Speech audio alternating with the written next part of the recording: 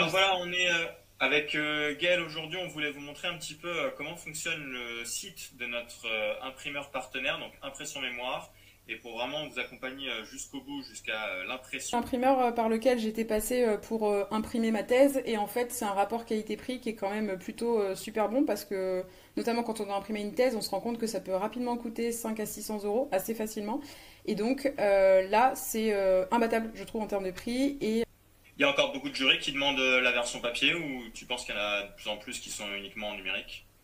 en tout cas pour les thèses en sciences humaines la tradition c'est quand même que chaque personne reçoive son petit exemplaire chez elle à domicile une fois que le manuscrit a été déposé. Donc là, c'est vrai que c'est quand même pratique de pouvoir avoir ce type de service qui finalement dispense de devoir tout imprimer, ensuite tout aller emmener à la poste, faire des recommandés.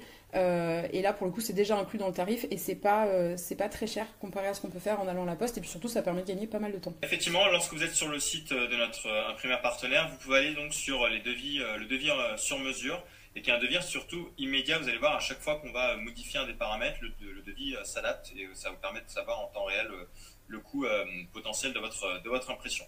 Alors, vous avez déjà la possibilité de choisir plusieurs éléments. Nous aujourd'hui, on va partir sur l'exemple du mémoire. On vous expliquera pourquoi, mais vous pouvez déjà spécifier en fait quel type de document vous souhaitez imprimer. Je commence par le premier, le plus logique, hein, le titre de votre mémoire. Donc pour information, pouvez avoir plusieurs tomes, d'où l'intérêt en fait de préciser que ça peut être le tome 1, 2, 3. Je sais pas si tu avais plusieurs volumes toi Ouais, pour ta tête. moi j'avais trois volumes, donc effectivement, l'intérêt c'est que quand on charge un premier PDF, on met volume 1 et ensuite volume 2, volume 3, comme ça permet aussi à l'imprimeur de se rendre compte de quelles sont les pages à imprimer en couleur par exemple pour le volume 1, le volume 2 et le volume 3. Nombre d'exemplaires, eh ben, c'est ce dont on vient de parler. Tu penses qu'il faudrait partir sur combien d'exemplaires pour un... Si jamais tu as un jury, c'est quoi? C'est 3 personnes, on va dire? Ouais, en général c'est ça, deux trois personnes. Après ce qui peut être cool aussi, et il faut y penser, moi j'avais pas fait ça pour mon mémoire de master, c'est de s'imprimer un exemplaire. Moi je m'étais pointée à ma soutenance de master 1 à La Rochelle en histoire sans mon exemplaire et donc quand on m'avait dit oui à la page 53 vous avez écrit ça, ben, j'étais un peu comme une débile parce que du coup j'avais pas d'exemplaire papier. Donc Ok, je pense que c'est bien de s'imprimer un exemplaire ou en tout cas d'avoir une version PDF sur son PC si jamais on veut pas l'imprimer parce que ça fait quand même plus professionnel. d'accord. Alors peut-être que pour ceux qui sont en difficulté, parce que c'est vrai que ça va quand même représenter un coût, même si c'est intéressant avec ce partenariat-là, plus le code promo, mais ça peut être pourquoi pas de faire des exemplaires très propres, enfin avec la meilleure qualité pour le jury, et puis pour soi-même, se faire soit l'option que tu disais d'utiliser un écran et le format PDF, soit tout simplement d'imprimer avec voilà, on n'est peut-être pas obligé de faire du recto simple, on peut faire du recto verso, peut-être une reliure, on verra en spirale, etc. pour baisser. Donc le nombre d'exemplaires, vous allez pouvoir le sélectionner ici, donc je pars sur 3. Et puis on va avoir deux éléments à préciser, c'est le nombre de pages en noir et blanc et le nombre de pages couleur. J'insiste toujours, alors ça c'est une notion qui peut paraître compliquée et sur laquelle des fois on se trompe. Une page, c'est un recto verso, d'accord? Donc Un feuillet, je, c'est pas... je précise ce point, je vais préciser ce point parce que ça peut être des fois justement source de confusion. Et une page en recto et une page en verso. Quand on travaille sur Word, il n'y a pas de souci par rapport à ça, puisqu'en fait les pages apparaissant uniquement en format recto, on ne se prend pas la tête et si notre mémoire fait 100 pages, il fait 100 pages, mais en réalité, si vous l'imprimez en recto verso, il n'en fera plus que 50 par exemple. Donc vraiment attention à ça. D'ailleurs, ça doit être marqué dans l'infobulle qui a juste ici, voilà, le nombre de pages de votre ouvrage et non le nombre de feuilles. Donc c'est très simple, vous êtes sur votre document en format PDF et vous allez juste regarder combien il y a de pages dans votre PDF. Et là, c'est bien ça que vous devez renseigner et non pas le nombre de feuilles qui ne correspond pas exactement du coup à la même notion. Le format d'impression. Voilà. En gros, ici, vous allez devoir choisir, mais si jamais la question se posait encore pour vous, sachez-le, pour le recto verso, c'est quand même bien pratique quand vous avez un nombre de pages conséquent. Déjà parce que le volume que vous allez avoir à porter est moins important. Je ne sais pas sur combien de pages tu étais, toi, Gaël. Bah, ma thèse, elle fait 1500 pages et je l'ai imprimée en recto verso. Enfin, 1500 pages sur trois volumes et j'ai tout imprimé en recto verso, effectivement. Et C'est ça fait ça, des parce gros que paquets. Hein. c'est ça, ça fait des gros volumes, c'est lourd, c'est très difficile à manipuler. Donc le recto verso a cet avantage-là, et puis cet avantage aussi de coût, hein. Donc ça veut dire que ça va vous coûter moins cher. On a aussi l'aspect environnemental, et je sais que tu en es friand de ce côté-là, Gaël, donc ça correspond aussi à ça. Le recto, bon bah c'est sûr que ça va être plus simple à mettre en place, parce qu'il n'y a absolument rien à préparer en termes de mise en page, et le recto verso a beaucoup d'avantages. Par contre, vous demanderez un peu plus de travail sur votre thèse, notamment sur le fait d'aménager des feuilles blanches, de faire attention à la pagination, etc. Oui, puisque du coup, on est d'accord que quand on imprime sur du recto verso, il faut s'arranger pour que toutes les pages euh, importantes, genre remerciements, table des matières, chapitre 1, chapitre 2, chapitre 3, conclusion, soient sur des pages impaires. Et ben c'est ça, c'est qu'en fait l'avantage du recto c'est qu'on se prend pas la tête puisque en gros chaque page sera uniquement sur la page de droite, donc sur les pages impaires. Avec le recto verso, on gagne des pages, mais le problème c'est que j'ai peut-être pas envie que au dos de ma conclusion commence tout de suite ma liste de références. J'ai pas envie qu'au dos de ma couverture, pour prendre un exemple très concret, vous n'avez pas envie qu'au dos de votre première de couverture il y ait votre page de garde, etc. En fait, donc il y a des pages, notamment les pages liminaires, qui nécessitent d'aménager une page blanche au dos. Donc c'est pour ça que je disais effectivement que le recto verso demande d'aménager en termes de mise en page, d'aménager des pages, des espaces. Ça se fait de différentes manières, mais il faut bien faire attention à ça. Et donc ça demande un peu plus de travail, mais par contre ça permet de faire, et c'est ce qui est précisé dans l'infobule ici, hein, c'est d'économiser du papier, d'économiser du transport aussi. Et moi ce que je précise surtout, pour avoir tenu à plusieurs reprises des exemplaires de mémoire ou de thèse entre les mains, c'est que ça facilite aussi tout simplement l'utilisation du document. Le recto verso, des fois, il est carrément imposé dans le guide méthodo, et souvent, il est précisé que si c'est du recto verso, il faut bien penser à ce que chaque nouvelle partie commence sur une page impaire. Donc, c'est ça. faut être C'est attentif. ça. La plupart des guides va préciser ou dire que c'est possible. Et moi, j'ai même vu des guides qui disaient que jusqu'à 100 pages, c'était possible de faire du recto simple, et au-dessus de 100 pages, c'était plus possible. Donc ça dépend un peu de la précision, mais en plus de ces précisions, même la logique en fait s'applique. En tout cas, si vous n'avez pas de consigne, préférez la logique. Donc c'est plutôt pour des gros volumes du recto verso, et pour des volumes plus petits, plutôt du recto. Ici, on va partir sur du recto verso pour donc être en accord avec cette économie de transport et de papier. Le type de couverture. Alors, je dirais que le basique, ce qu'on voit très souvent sur des rapports de stage, sur des dossiers de moins grande importance à la reliure, tout simplement. Mais vraiment, si vous voulez une finition, je dirais au top, c'est plutôt le dos carré collé. Toi, tu l'as utilisé pour ta thèse. C'est quoi pour toi vraiment l'intérêt de choisir celui-ci? Bah, on est d'accord que pour des gros volumes, de toute façon, on ne peut pas passer par une spirale, parce que sinon ça fait un truc qui finalement les pages s'en vont. Et le dos carré collé, c'est ce qu'on voit défiler là sur ton écran. Et ça fait en fait comme un livre finalement, et c'est beaucoup plus facile à prendre en main. Et puis finalement, pour tourner les pages, c'est quand même plus simple, je trouve. Voilà. Après, je pense que pour les plus petits volumes, si je me trompe pas, tu peux prendre une reliure soit spirale plastique, soit spirale métallique, mais que quand tu passes un certain nombre de pages, il vaut mieux opter directement pour un dos carré collé. Si c'est pas obligé, enfin si on n'a pas mis ça comme quelque chose d'obligatoire dans le guide méthodo quoi. De toute façon, la plupart des guides que moi j'ai eu entre les mains conseillent de partir sur interdisent en fait la reliure spirale. Effectivement, comme tu le disais, et si je vais sur l'infobule, on le voit, hein, déjà la reliure spirale jusqu'à 260 pages en recto verso maximum, ou 100 pages recto, donc ça veut dire que dès que vous êtes au-dessus de ça, c'est vraiment fortement déconseillé, même pour l'imprimeur, de faire autre chose que du dos carré collé. Et moi, ce que j'y vois vraiment comme avantage, c'est que en termes de finition, c'est beaucoup plus propre. Encore une fois, pour manipuler le document, c'est beaucoup plus sympa, et même votre document va se tenir en fait. Vous avez déjà eu des documents entre les mains qui étaient composés d'une reliure, et la plupart du temps, notamment si c'est du plastique, ça va très facilement vriller, ça va très facilement se déformer. Avec le dos carré collé, ou tout du moins au moins la reliure spirale métallique, vous aurez une certaine rigidité, et ça va vraiment permettre à votre document de rester bien en forme. Pensez que plus vous avez de pages, plus la personne va passer de temps, plus la personne va va manipuler votre thèse notamment, se balader avec, etc. Et franchement, il faut penser à quelque chose qui tient dans le temps. On est quand même honnête, voilà, au niveau du coût, ce sera plus conséquent le dos carré collé. Donc c'est ce qu'on disait tout à l'heure. Si vous faites un exemplaire pour vous, qui n'est pas un exemplaire peut-être de cœur que j'ai envie de garder, enfin moi je pense à beaucoup d'étudiants des fois qui me disent bah je me suis fait plus tard une bonne version que je me suis gardé en corrigeant même les petites coquilles qui pouvaient rester parce qu'on a envie d'avoir chez soi peut-être un exemplaire qui soit propre, qui soit beau. Mais si c'est pas pour cette utilité-là et si c'est plus pour aller à sa soutenance, et ben effectivement peut-être préférer. C'est à ce moment-là que vous pouvez choisir d'économiser un peu d'argent en prenant juste une reliure spirale métallique.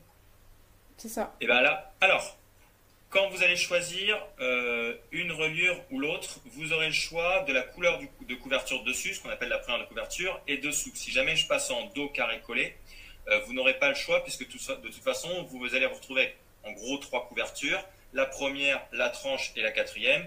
Et tout simplement, en termes d'esthétisme, vu que c'est imprimé d'un seul tenant, et ben, du coup, vous ne choisissez qu'une seule couleur. Donc, ne vous inquiétez pas, si vous voyez apparaître, quand vous prenez la reliure spirale plastique, qu'il y a 2 couleurs possibles, c'est que vu que c'est pas imprimé d'un seul coup, vous pouvez choisir une couleur différente pour la première et pour la quatrième.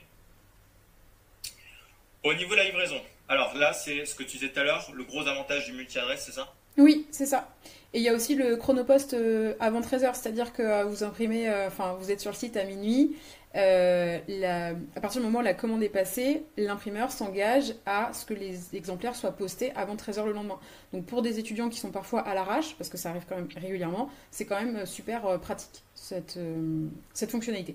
Ok, surtout comme tu disais tout à l'heure, dans certains cas, il va falloir ensuite le déposer à différents endroits, différentes structures. Et là, vous avez les deux, c'est-à-dire que je ne vais même pas avoir besoin de me déplacer ou de faire du renvoi, etc. Et je peux tout déposer. Moi, j'ai déjà eu un étudiant me dire de Paris que à cause, par le fait qu'il soit en retard, être obligé de faire la route en voiture pour aller à Rennes déposer sa thèse.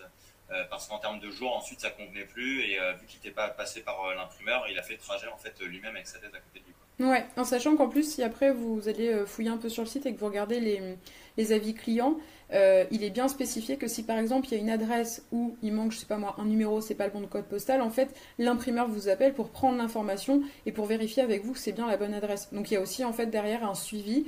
Et c'est pareil, tout à l'heure on a lu des avis, il y a une personne qui disait que en fait, son manuscrit avait été perdu et que du coup l'imprimeur a refait une impression, il a renvoyé le document et c'est arrivé à temps aussi.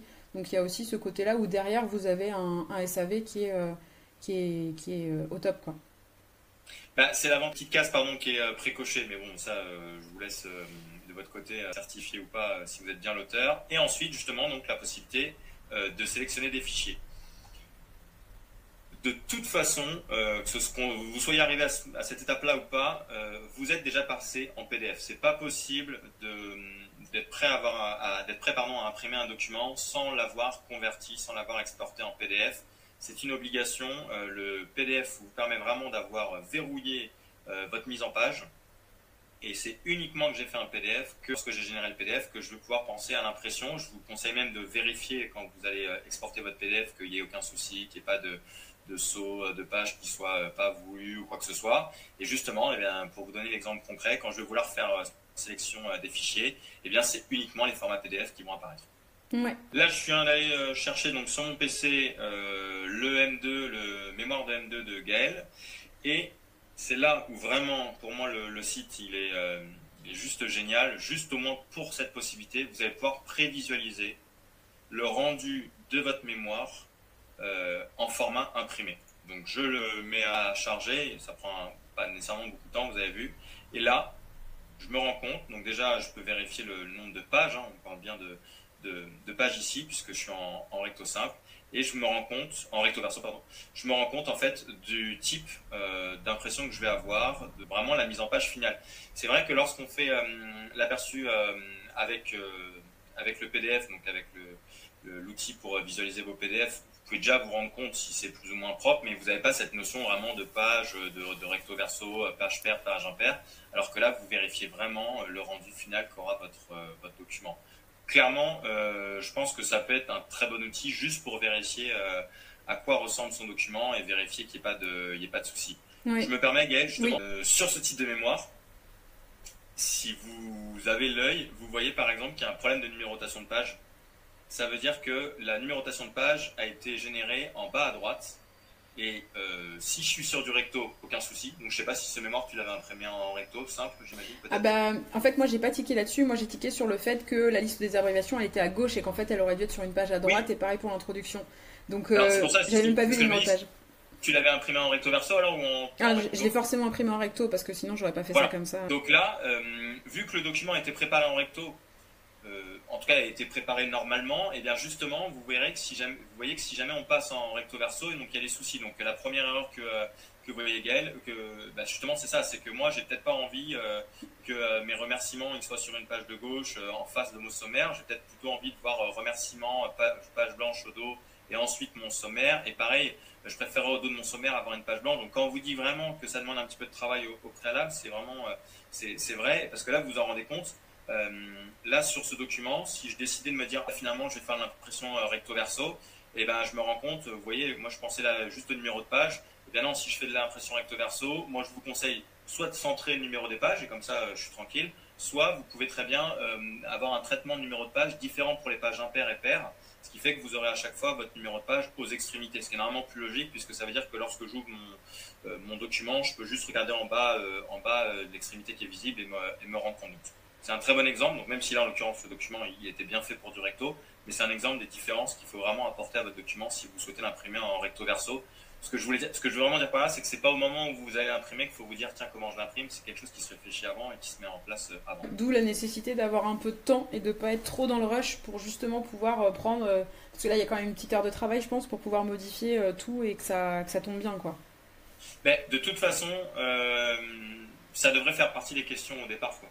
Oui. Je pense pas qu'on découvre le nombre de pages qu'on a fait à la fin de sa rédaction, puisque soit tu es bloqué dans le carcan de ton guide qui te dit c'est de temps à tant de pages, soit tu sais que les thèses ont déjà un certain nombre de pages, et donc je pense que tu peux déjà anticiper avant. Mais bon, bah, c'est pas les premières questions qu'on se pose, alors que ça pourrait l'être, parce que si on anticipe, et ben dès la rédaction, on fait les bonnes mises en page, on fait les bons sauts de section de page, etc. Et donc on n'a pas besoin de remodifier le document. Parce que ça veut dire que là, quand vous allez remodifier le document, ça va potentiellement toucher votre mise en page, donc ça veut dire remettre à jour la table des matières, la table des figures, la table. C'est vraiment quelque chose qu'il faudrait prendre en charge dès le départ, quoi. Ouais, et c'est pour ça que tu proposes des templates personnalisés en fonction des besoins des étudiants pour justement Ouais, éviter d'avoir ce type de problème quoi. c'est ça. Ça veut dire que effectivement, lorsque je crée un template pour un étudiant, je lui demande dès le départ s'il veut faire du recto verso ou du recto simple, et comme ça, on peut préparer la mise en page, qui fait qu'il n'y aura pas. En fait, c'est ce qu'on se dit à chaque fois, Gaël, c'est qu'il y a tellement de choses à penser à la fin, on est tellement des fois dans le rush à la fin que de devoir passer du temps sur des problèmes de mise en page, sur des problèmes de mise à jour de table, etc. C'est dommage parce que bah souvent à la fin, quitte à passer du temps, c'est mieux pour modifier une partie, pour refaire un réajustement, mais pas pour zut, je sais pas comment faire, il faut que je le fasse. Ouais, et puis j'ai le stress, donc en fait on fait toujours n'importe quoi quand on est stressé. On réfléchit pas bien, on recommence 10 fois et on passe une nuit blanche. Moi je me rappelle que ma thèse, j'avais passé une nuit blanche pour terminer la mise en page, hein, donc c'est pas confortable. Là, je me rends juste compte effectivement qu'il nous manque une petite info que j'ai pas donnée tout à l'heure, c'est l'impression. Donc de mémoire, ton mémoire, il doit faire. Il y avait 216 pages. 216 pages, c'est ce que j'ai vu. Donc on va mettre, qu'est-ce que tu veux qu'on mette comme ratio Bon, tu mets 150 et puis 66 pour l'autre. Ça fait pas le compte. 150, 66. Ouais, bon. 76. Ça doit être pas trop mal. Ouais. D'ailleurs, en feuilletant, là, j'ai vu un élément hyper important, c'est le fait d'avoir des liens hypertextes qui sont en bleu ou en noir. Et nous, on conseille tout le temps avec Gaël de les mettre en noir. Et de toute façon, vous voyez que sur un élément que vous allez imprimer, est-ce que vous avez vraiment envie qu'il y ait une page qui soit imprimée en couleur, donc qui vous coûte plus cher, pour peut-être juste un lien hypertexte sur la page. Donc très souvent, les pages où il n'y a aucun autre besoin de couleur que le lien hypertexte, vous allez finalement d'un moment vous dire bah non, mais je l'imprime en noir. Donc autant dès le départ mettre ces liens hypertexte en noir, je trouve que ça uniformise la chose. Et puis souvent, un lien hypertexte c'est quand même déjà suffisamment visible sans avoir besoin de rajouter de la couleur, quoi. Ouais. Et là, en fait, du coup, on est d'accord que si tu changes et que tu mets un dos carré collé, le prix du devis, normalement, évolue. Alors justement, donc le prix du devis, on n'a pas encore parlé, mais là vous l'avez, donc pour 3 exemplaires. Donc vous voyez, hein, ça fait à peu près 15 € l'exemplaire. Vous êtes sur un mémoire de 200 et quelques pages, vous êtes sur 3 exemplaires, on imprime en recto verso, donc ça vous fait 15 € Ouais, par le contre, mémoire. attention, il a pas pris en lien les pages couleur. Je sais pas s'il faut appuyer sur entrée ou quoi, mais il met 0 page couleur, Ah, voilà. Donc voilà. là, du coup, ça monte le devis, mais de toute façon, c'est normal, hein. Mais de toute façon, Comment ce qui est intéressant aussi là-dessus, je trouve que c'est que si on n'est pas trop à l'arrache, on peut faire un devis sur le site pour voir combien ça coûte, et après on va au Copifac de sa fac, enfin de son université, pour avoir un autre devis et se rendre compte de où est-ce que ça vaut mieux Ou est-ce qu'il peut être plus intéressant enfin, quel imprimeur il peut être plus intéressant de choisir? C'est ça. Bah, de toute façon, l'intérêt des devis, c'est effectivement de pouvoir le comparer à un autre. C'est là où il prend sa force. Mais oui, là, on se rend compte effectivement que en fonction des choix que vous allez faire, ça va plus ou moins vous coûter cher et que vous pouvez très bien comparer si vous le souhaitez. Mais on n'en a pas encore parlé. Sachez, et vous le voyez juste ici, qui est compris aussi dedans, alors même si ça ne va pas faire la différence de tarif, mais à savoir quand même qu'il y a deux éléments qui vous sont offerts. Le premier, c'est l'impression sur la tranche, donc vraiment d'où l'intérêt de pourquoi pas prendre le dos carré collé. L'impression sur la tranche, donc c'est ce qu'on disait tout à l'heure, en gros c'est la troisième couverture, quoi. Là où très souvent vous allez mettre nom, prénom, le sujet de votre thèse, peut-être le domaine de votre thèse et puis l'université.